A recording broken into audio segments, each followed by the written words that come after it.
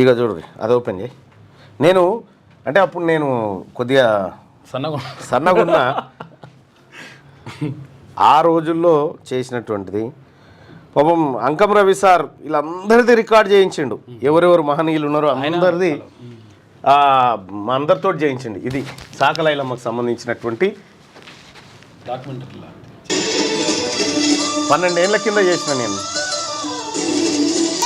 మధ్యయుగాల నాటి భూస్వామ్య దోపిడీ వ్యవస్థపై సమరశంఖం పూరించిన ధీర వనిత చిట్యాల ఐలమ్మ. భూమి కోసం భుక్తి కోసం సాగిన తెలంగాణ రైతాంగ పోరాటానికి వెన్నుదన్నుగా నిలిచి చరిత్రకెక్కిన సాకలి ఐలమ్మ వారసత్వంపై ఇవాల్టి వారసులు ఎక్కడ, ఆమె వారసులు ఎక్కడున్నారు ఏందనేటువంటి దాని అంశం పైన సాకలి ఐలమ్మ ఈ పేరు పలకకుండా తెలంగాణ సాయుధ రైతాంగ పోరాటాన్ని పూరించడం అసాధ్యం.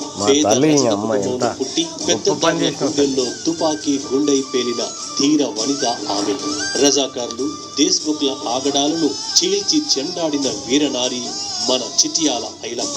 పుట్టింది వరంగల్ జిల్లా రాయపర్తి మండలం కిష్టాపురం. ఇది వరంగల్ జిల్లా కేంద్రం నుంచి 55 కిలోమీటర్ల దూరంలో ఉంటుంది. సాకలి ఐలమ్మ 13 ఏళ్ల పాటు పెరిగింది తన తల్లిదండ్రుల ఊరైన ఈ కిష్టాపురంలోనే. ఇదే సాకలి ఐలమ్మ పుట్టిన ఊరు, సాకలి ఐలమ్మ పెరిగిన ఊరు. తను 13 ఏళ్ళ ప్రాయం వరకు ఇక్కడే ఉన్నారు.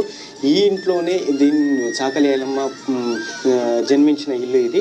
ఈవిడ సాకలి ఐలమ్మ ఇంటికి సంబంధించి ఆమె ఇక్కడ పుట్టిన విశేషాలకు సంబంధించి ఇక్కడున్న తన మనవరాలను అడిగి తెలుసుకునే ప్రయత్నం చేద్దాం. సాకలి ఐలమ్మ మనవరాలు.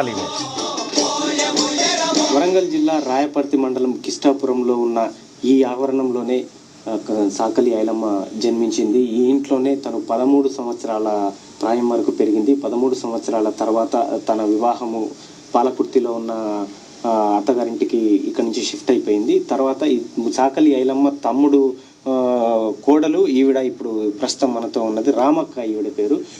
సాకలి ఐలమ్మ కి సంబంధించిన కొన్ని జ్ఞాపకాలను ఈవిడతోని తెలుసుకునే ప్రయత్నం చేద్దాం. ఐలమ్మ